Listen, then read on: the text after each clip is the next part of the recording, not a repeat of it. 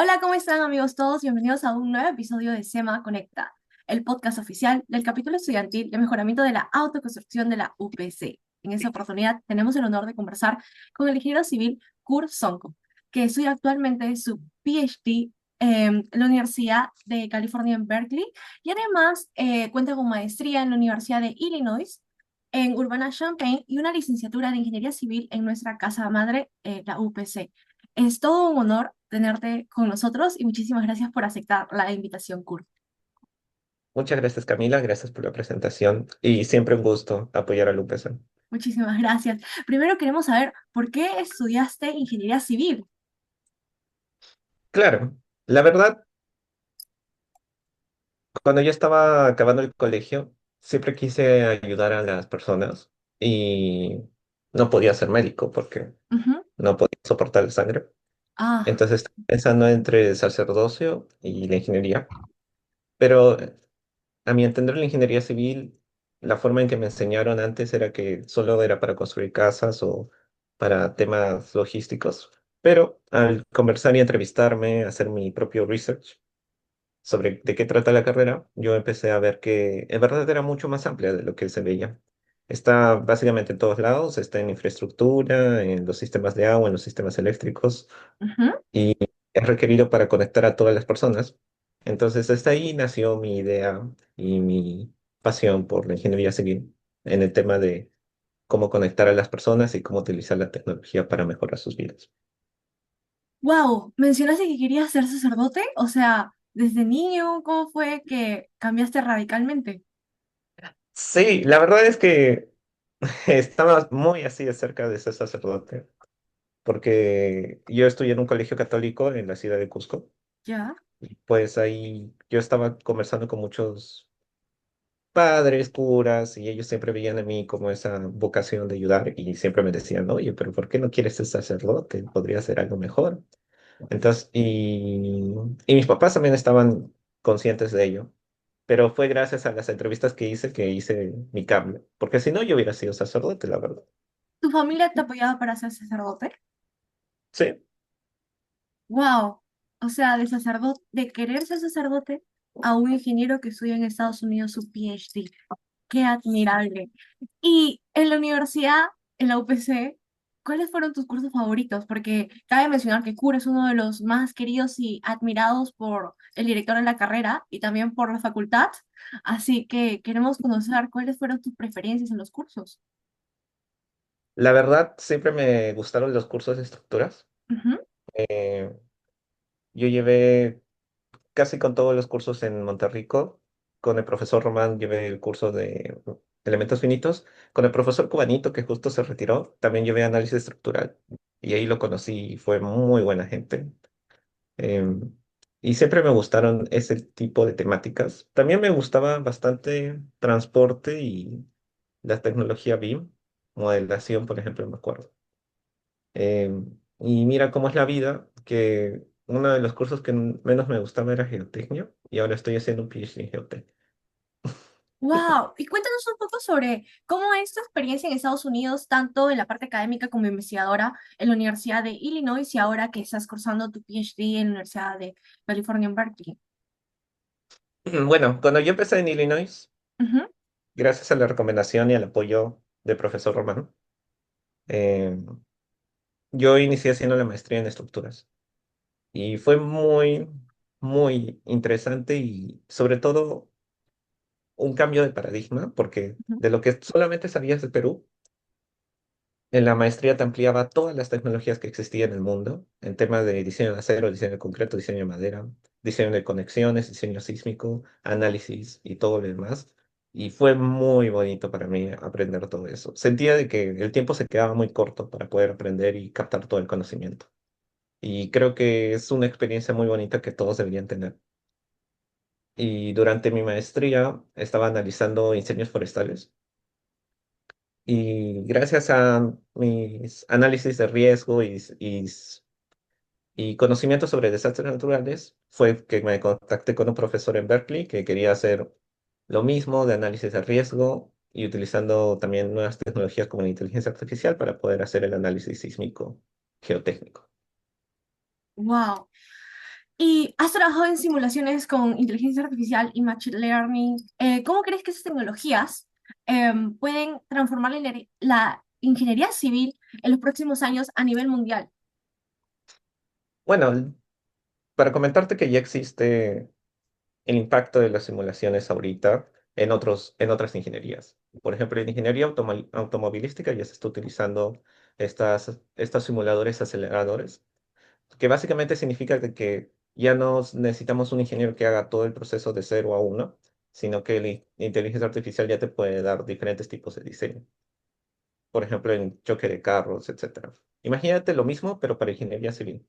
Que un ingeniero sea posible de que pueda analizar diferentes esquemáticas de estructuración y lo pueda hacer de manera mucho más rápida, de tal forma de que así pueda encontrar cuál es la forma más óptima para poder hacer el diseño de las cargas solicitadas. Ese es uno.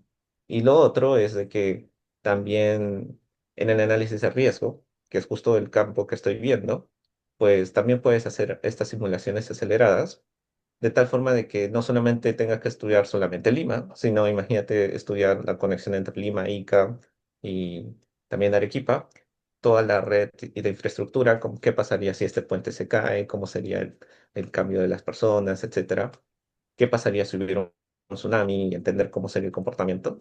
Y eso ayudaría a informar mejor las políticas públicas sobre tanto manejo de desastres naturales como prevención, como también, lo más importante, planificación urbana.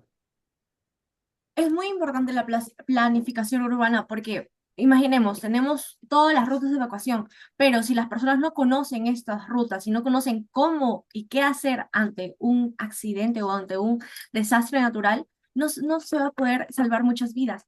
En este entorno que nos comentaste de todo lo que es la parte de investigación a nivel internacional, ¿qué herramientas actualmente conoces que se pueden aplicar en el contexto peruano?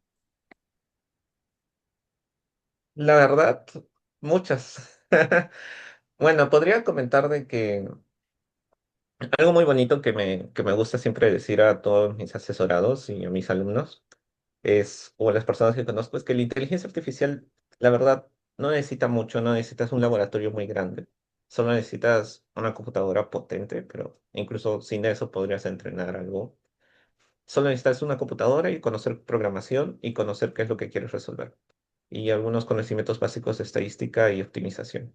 Con eso tú ya puedes resolver diferentes problemas. Y algo que aprendí justo ahora es que no necesariamente tienes que hacer el modelo perfecto, sino puedes hacer un modelo que sirva. Y en el contexto peruano creo que se necesita eso. Hay muchas personas que buscan el plan perfecto, pero lo que necesita el Perú es acción. Y en el contexto peruano, para el tema de desastres, lo primero que hay que hacer es analizar qué es lo que está pasando, cuánto es el riesgo real que existe, porque siempre se habla de que estamos en un silencio sísmico, pero no se habla básicamente cuáles van a ser las áreas afectadas. Siempre hay mejoras en la zonificación sísmica, pero esa zonificación sísmica en verdad es solamente la parte del sismo, pero no estamos hablando de la parte del riesgo, que es una parte muy importante en este tipo de políticas. Y eso sería algo muy bonito que se podría implementar, tanto en la parte de desastres. Y la parte de tecnología también, mejorar en el tipo de concreto que se podría utilizar, ya no es utilizar estas industrias que generan mucho carbón. O también podríamos hacer mejora en la tecnología, ya sea haciendo implementación de estos simuladores para que las personas puedan analizar mucho mejor estas estructuras. Según CAPECO, nuestro país tiene una problemática muy grande, que es la construcción informal. Más del setenta por Ujú. ciento de construcciones son construidas de manera informal, sin ayuda o sin supervisión de un profesional. ¿Qué tecnologías o herramientas implementarías para poder mitigar esta problemática en nuestro país?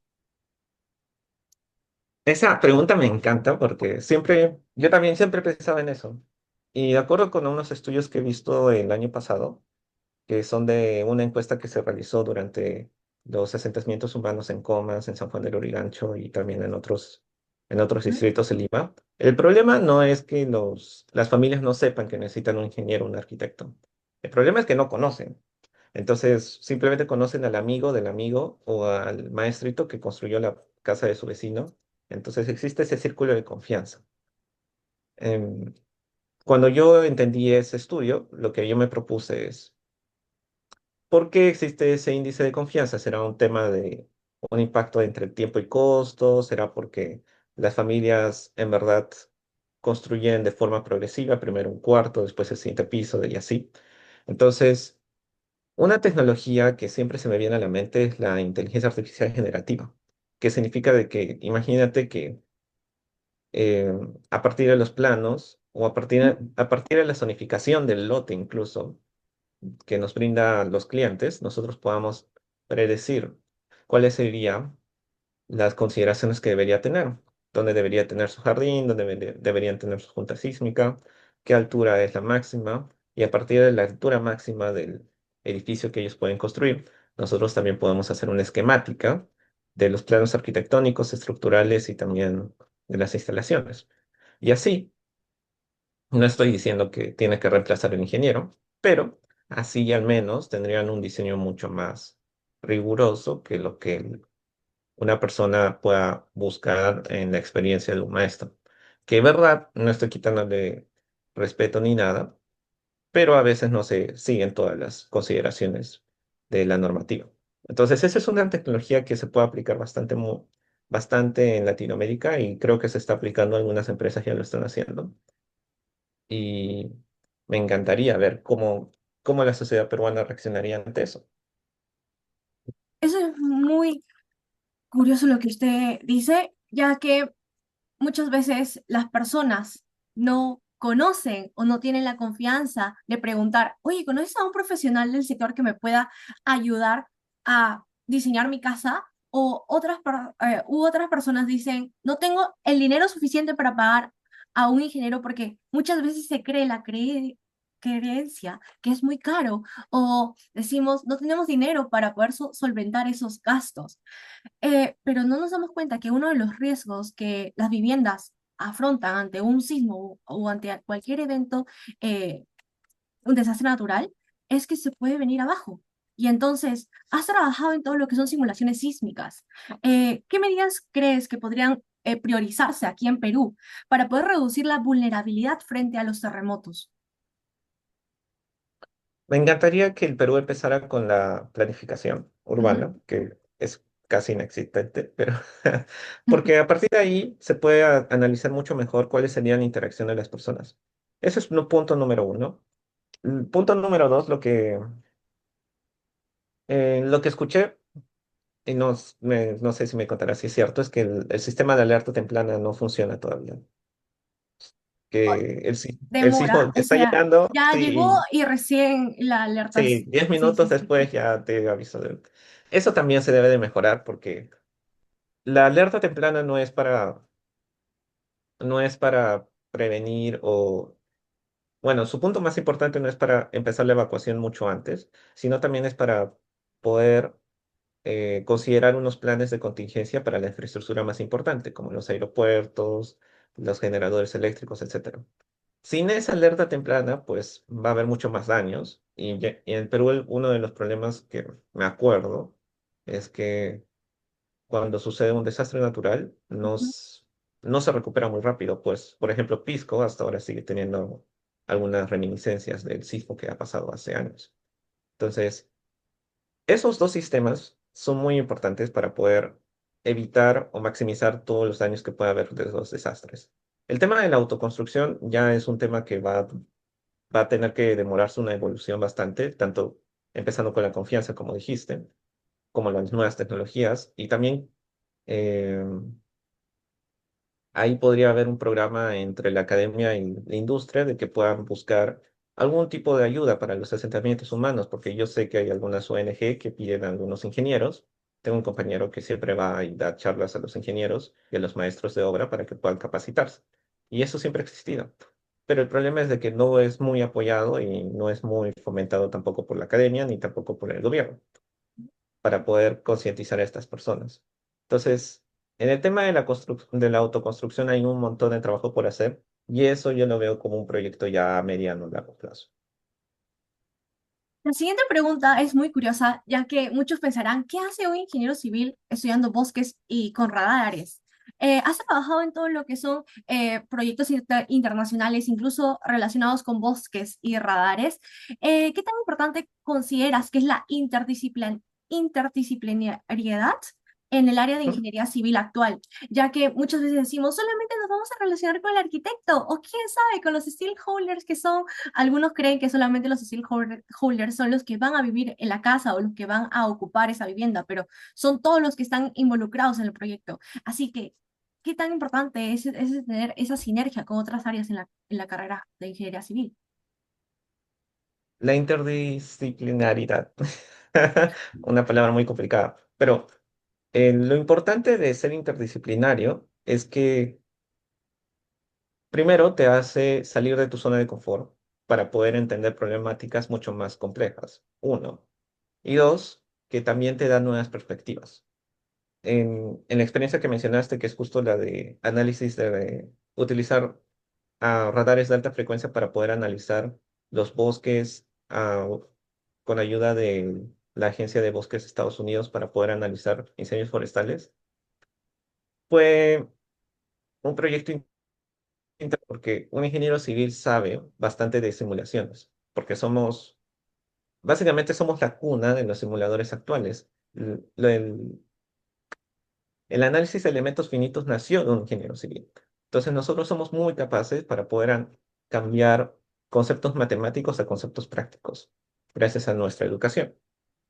Entonces, lo que ellos me propusieron es, ok, tú sabes sobre simuladores y siempre ha habido esa historia de ingenieros civiles apoyándonos en simuladores. Puedes hacer lo mismo ahora de un análisis de diseño forestal hacia un resultado, pero también aplicando la nueva tecnología de inteligencia artificial. Y yo dije, genial, no sé nada sobre incendios forestales, pero puedo ayudar. No sé por qué hay muchos incendios forestales en Estados Unidos. Y ahí aprendí muchos temas sobre ecosistemas, también cómo funcionan estos incendios. Algunos incendios son culturales, otros incendios son necesarios y así sucesivamente.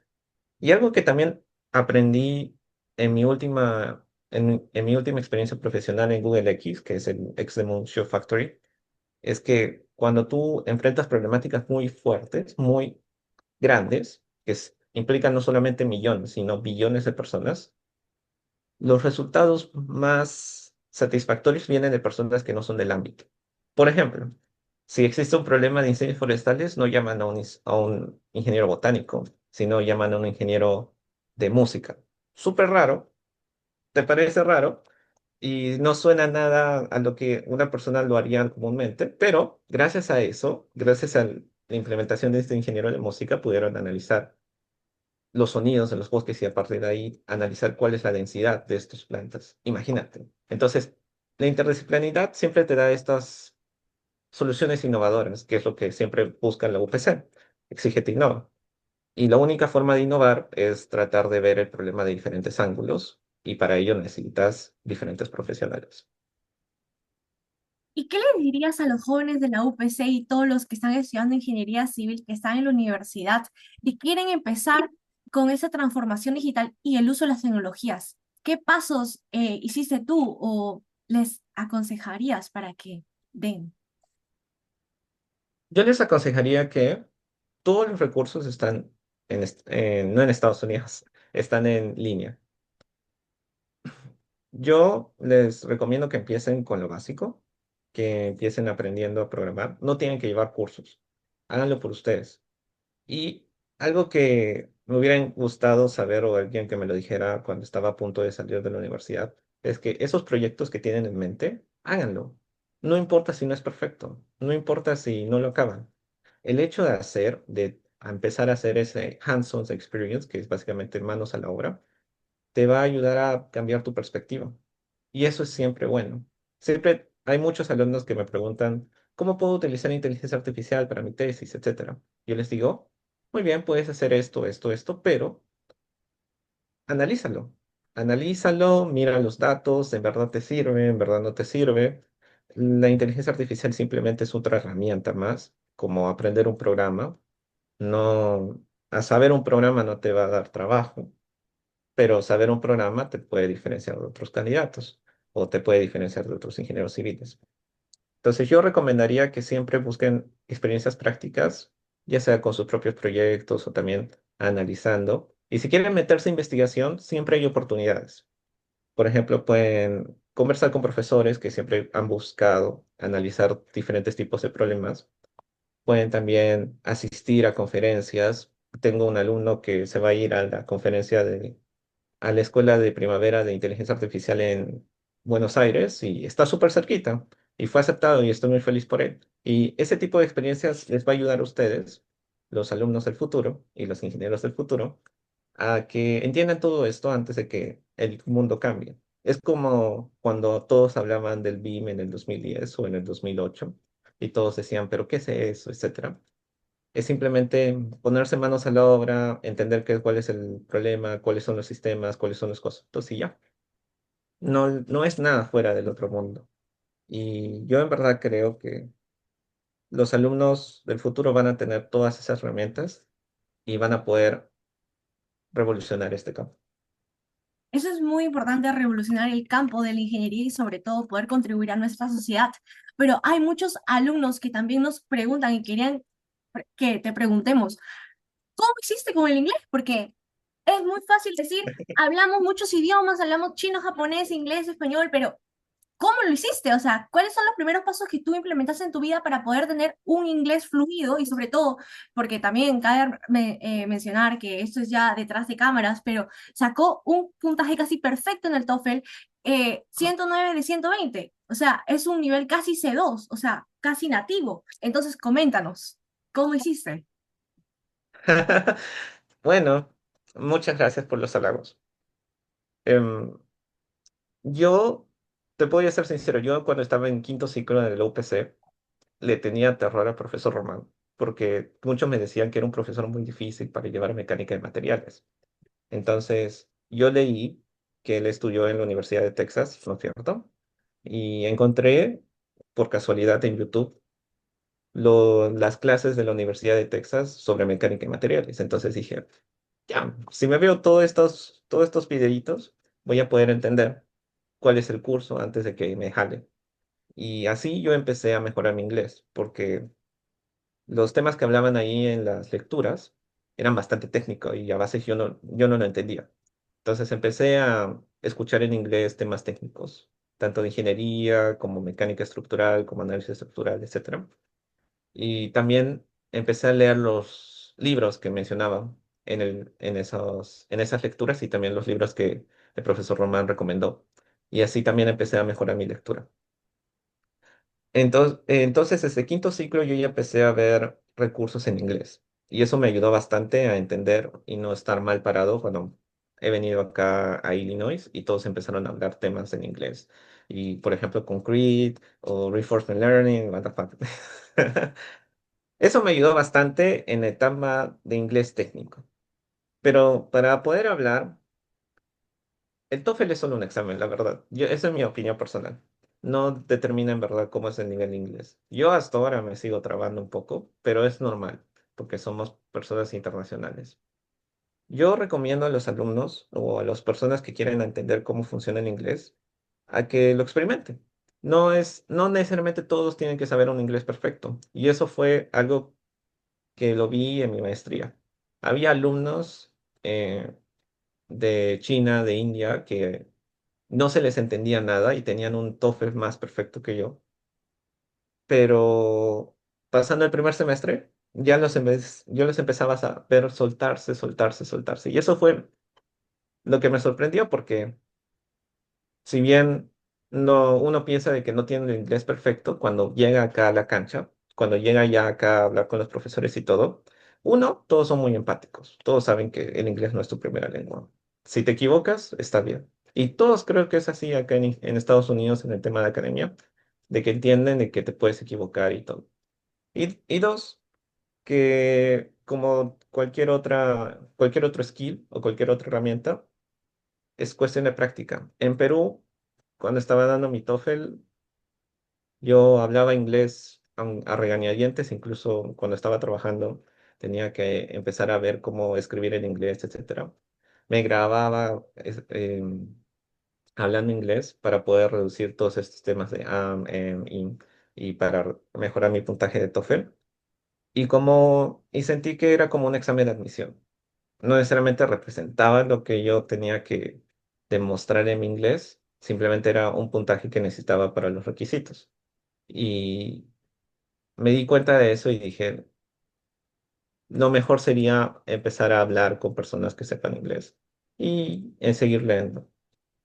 Entonces, sí, eso. El TOEFL no es lo más importante. Yo creo que lo más importante es que te guste, empieces a ver cosas que te gusten en inglés y de ahí ya ir mejorando. Y no tiene que ser perfecto. En Estados Unidos todos van a estar contentos si te equivocas con el verbo to be.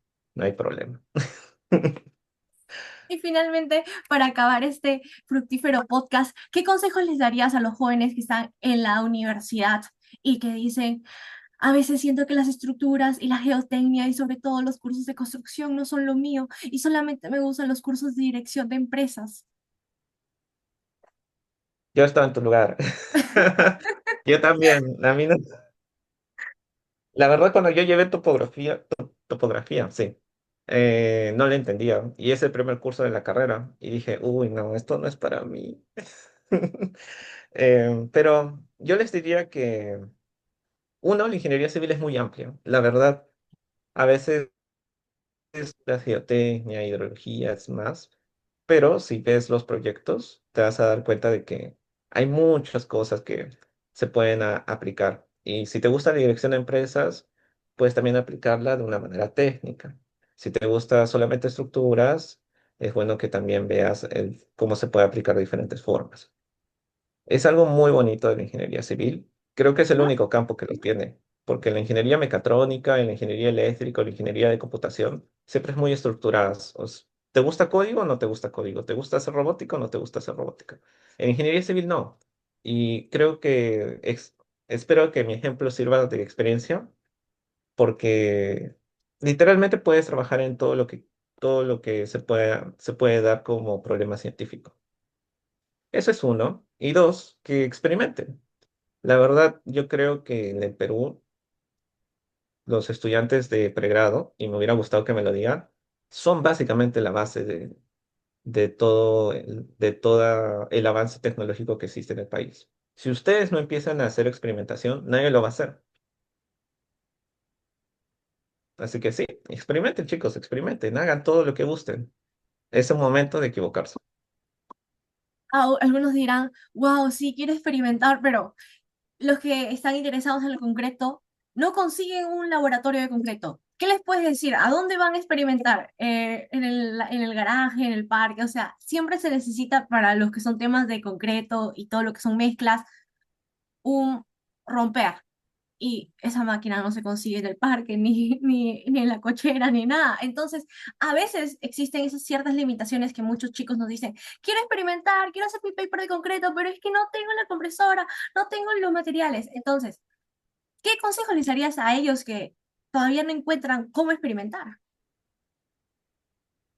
Es una muy buena pregunta y también me pasó. No sé si sabías, pero yo soy expresidente del capítulo ACI UPC en el Mm, 2018. Claro. wow. Y siempre nosotros competimos pues en las probetas de concreto y las competencias de concreto. Y siempre hubo ese problema, me acuerdo bastante, porque para participar en estos concursos necesitas materiales, para eso necesitas sponsors, para eso necesitas laboratorios. Y bueno, la solución que nosotros le dimos es que hablamos con la carrera. Y se supone que la carrera debería apoyar a los estudiantes. Obviamente existen problemas logísticos, también existen problemas de salud y seguridad que siempre van a tener que abarcar y aceptar nosotros, pero fue eso lo que nos ayudó a tener un horario fijo en los laboratorios. Y gracias a eso pudimos participar en 4 concursos, me acuerdo, 2 de ellos internacionales, lo cual estuvo muy bien. Entonces yo diría que la universidad debe de ser un recurso para los alumnos. Primero, que les den los laboratorios o conversar con los profesores cómo podrían hacer eso. Los materiales sí es un gasto bastante fuerte para cualquier estudiante. Yo diría que busquen sponsors o busquen becas que les puedan dar esos financiamientos. Es lo que hicimos en el ACI UPC. Empezamos a escribir empresas y las empresas van a estar gustosas. Algunas, porque todavía no, ese chip de marketeo en el Perú todavía no está tan completo. En Estados Unidos, por ejemplo, todos los equipos estudiantiles y todas las personas que están haciendo investigación están sponsoriadas por empresas privadas, porque quieren colocar su logo, no en el paper, sino en su página web, en sus relaciones públicas, diciendo nosotros apoyamos la investigación, lo cual es muy bonito, pero en el Perú todavía eso no tiene ningún, o se está empezando a cambiar el chip, pero aún no tiene mucho valor. Y bueno, lo tercero, sé que va a sonar utópico, pero normalmente en ese tipo de situaciones de precariedad y necesidad nace la innovación. Los chips superconductores que se están utilizando ahora en todas las computadoras nació porque en el laboratorio acá en Silicon Valley no tenían las herramientas. Entonces, también es bueno investigar o analizar cuáles serían mejores formas de hacer este tipo de ensayos. Ya sé que no es lo normativo, ya sé que no va a servir para un paper, pero también existe esa oportunidad de innovar en ese aspecto. Por ejemplo, no sé, ha habido bastantes papers sobre qué pasa si en vez de utilizar este agregado fino lo reemplazamos con un porcentaje de materia orgánica o materia plástica, qué pasa si hacemos esto, aquello, porque capaz no tenían arena, y empezaron a innovar, a investigar. Y eso es bueno. Wow, cool. Y ya, para terminar, que si tú tuvieras que volver al 2018, 2017, cuando estabas en la universidad, ¿qué mensaje le darías a ese chico que estaba en sus primeros ciclos? Uy, es una muy buena pregunta. Yo creo que le diría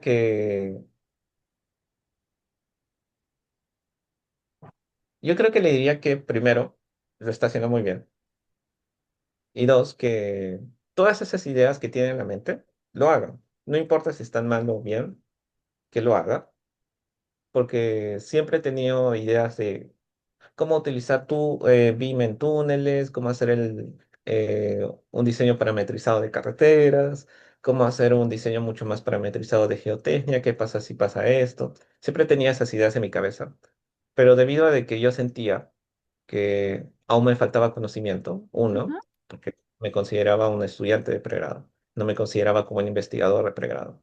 Decía, no, ¿cómo yo voy a investigar eso? Yo soy solo un estudiante de pregrado, ¿cómo yo voy a decir, esto es la forma de hacerlo? Eso recién lo aprendí en Illinois, porque estudiando la maestría en una de las mejores universidades de ingeniería civil me di cuenta de que el apoyo que existe a los estudiantes es mucho más grande y te das cuenta de que en verdad son ellos los que hacen todas estas reformas y estas innovaciones. Si yo tuviera ese chip y esa mentalidad desde el 2017, ya hubiera empezado a ver diferentes tipos de proyectos. Y bueno, quién sabe dónde hubiera estado. Eso. Y, y tercero, que hable con más profesores, porque a veces todos los profesores, había profesores que recién me han escrito y me han dicho, Kur, me hubiera gustado conocerte antes, hubiéramos hecho esto, aquello. Y yo, bueno, solo estaba trabajando con el profesor Román, pero sí, siempre es bueno hablar con los profesores, aunque tú creas que el profesor es malhumorado y te odia porque te jaló en la PC1, en la PC2, es bueno siempre hacer contactos. Wow, cool. Muchísimas gracias por todos los consejos, recomendaciones y sobre todo por compartir lo que tú hubieras hecho cuando estabas estudiando en la UPC todavía de estudiante de pregrado. Fue muy fructífero este podcast para todos nosotros y chicos, ya saben, si tienen alguna consulta, duda y interrogante que le quieran hacer a Kur, lo pueden contactar por LinkedIn como Kursonko y él les va a responder gustosamente para tener más amigos y contactos, ¿sí o no, Kur? Sí, Muchas siempre. personas le van a escribir. Así que ya, muchísimas gracias por todo. Bueno, espero vernos otro día y conversar sobre otro tema. Muchísimas gracias. Hasta luego.